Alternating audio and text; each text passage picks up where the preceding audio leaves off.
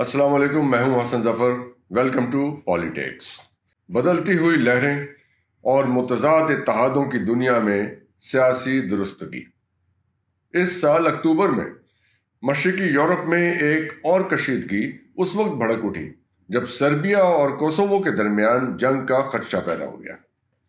18 اکتوبر 2023 کو foreign policy magazine کی ایک رپورٹ کے مطابق امریکیوں نے روسی صدر ولادیمیر پوٹن کو اس تنازع کو ہوا دینے کا ذمہ دار ٹھہرایا، جس سے انہوں نے یوکرین کی جنگ میں امریکی فوجی وسائل کو تقسیم کر کے اسٹریٹجک فائدہ اٹھانے کی کوشش کی۔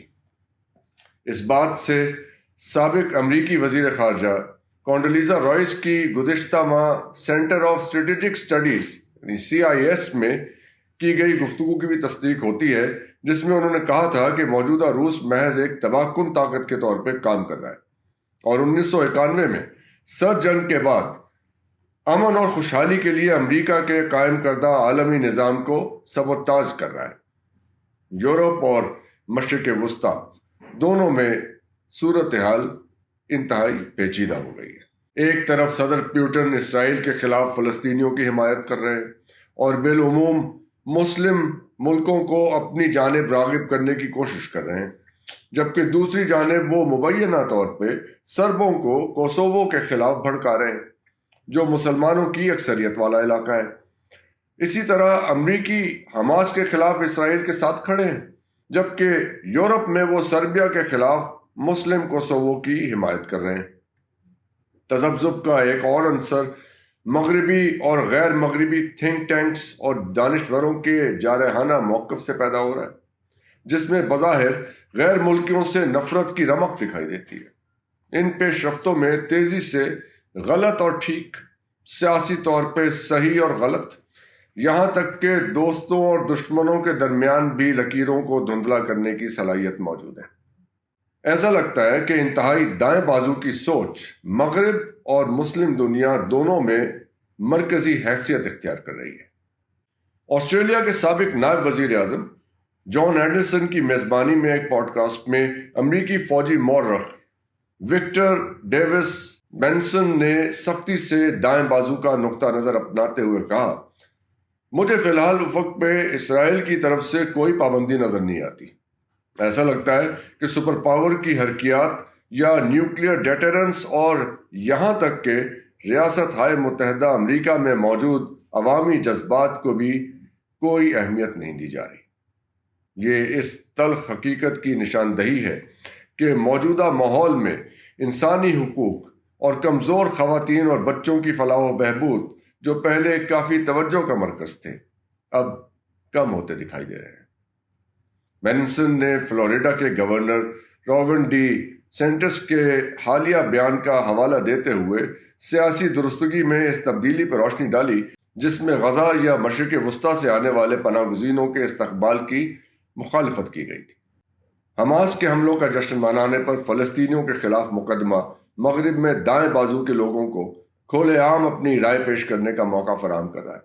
یہ ہر طرح سے مسلمانوں کے لیے نقصان دہ ہے، کیونکہ مسلم دنیا کو بھی جواب میں تنقید کا سامنا کرنا پڑتا ہے۔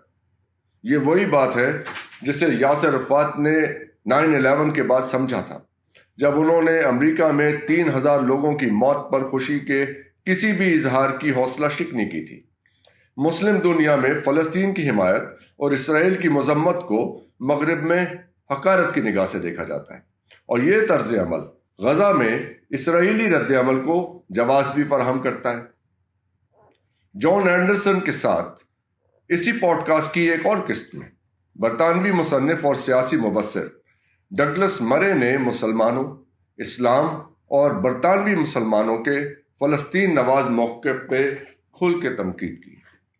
پہلی جنگ عظیم کے خاتمے کے موقع پر یعنی 11 نومبر کو تقریباً 30,000 لوگوں نے فلسطینی مسلمانوں کی حمایت میں آواز بلند کرنے کے لیے لندن میں ایک بڑی ریلی نکالی، جس میں بڑی تعداد مسلمانوں کی تھی۔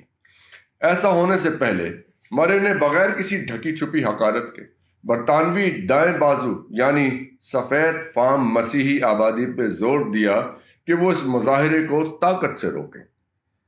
غور کریں کہ محض 1 سال قبل برطانیہ میں نسل پرستی کے خلاف ریمارکس پہ کیا ہو سکتا تھا، اور کہاں مرے کا خیال کہ تمام مسلمانوں کی برطانوی شہریت کو منسوخ کر دیا جائے اور انہیں اپنے اپنے آبائی ملکوں میں واپس بھیج دیا جائے۔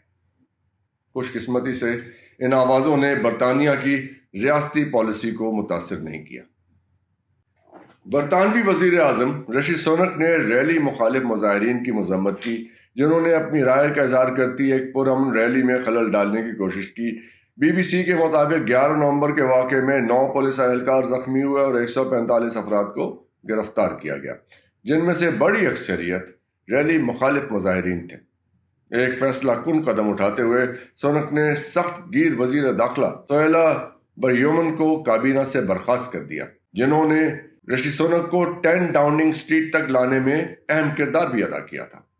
اس سے مراد یہ واضح کرنا تھا کہ برطانوی سیاسی اسٹیبلشمنٹ کسی بھی انتہائی دائیں بازو کی آواز یا خیالات کو قبول کرنے کے لیے تیار نہیں ہے۔ دوسری جانب صورتحال کو مزید بگڑنے سے روکنے کے لیے امریکی سفارتی کوششیں مشرق وسطیٰ میں مؤثر انداز میں کام کرتی دکھائی دے رہی ہیں۔ تمام تر دباؤ کے باوجود حزب اللہ اور مغربی کنارے میں فلسطینی اتھارٹی نے تحمل کا مظاہرہ کیا ہے اور غزہ میں جاری تنازع میں براہ راست ملوث ہونے سے گریز کیا ہے۔ OIC ہمیشہ کی طرح احتجاج ریکارڈ کرا کے ذمہ داری پوری کر چکی ہے۔ چینی غزہ اور مشرقی یورپ دونوں کے بارے میں تصویراتی طور پہ خاموش ہیں، جیسا کہ وہ عام طور پہ کرتے ہیں۔ سربیا اور کوسوو کے درمیان تعلقات مزید نہیں بگڑ رہے، اور جو اس سمت میں روسی اثر و رسوخ میں کمی کی نشاندہی ہے۔ شاید ان تنازعات میں براہ راست یا بالواسطہ طور پہ شامل تمام ممالک کسی بھی مزید کشیدگی کے نتائج کو سمجھتے ہیں اور ذمہ داری کا احساس موجود ہے، کم از کم ابھی کے لیے۔ اس کے باوجود ان معاملات پہ عوامی بحث کے دائرے میں اس طرح کا احساس غائب نظر آتا ہے، جہاں سیاسی بیانیے میں ایک اہم تبدیلی جاری ہے۔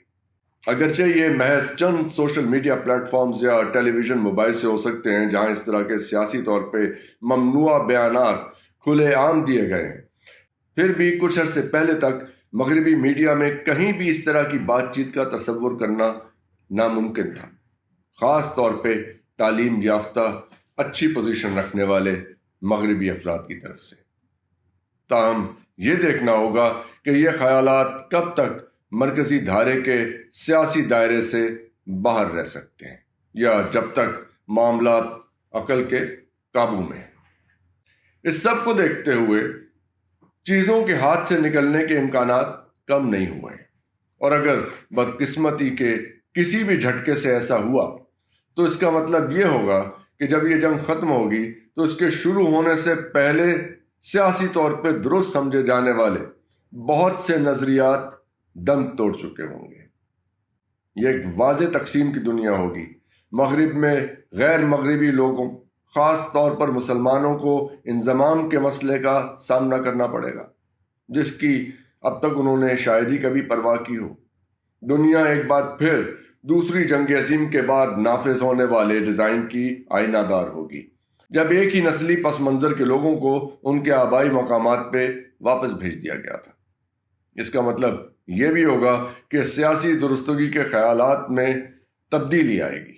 جسے آج صحیح سمجھا جاتا ہے، اسے بعد میں ویسا نہیں سمجھا جا سکے گا۔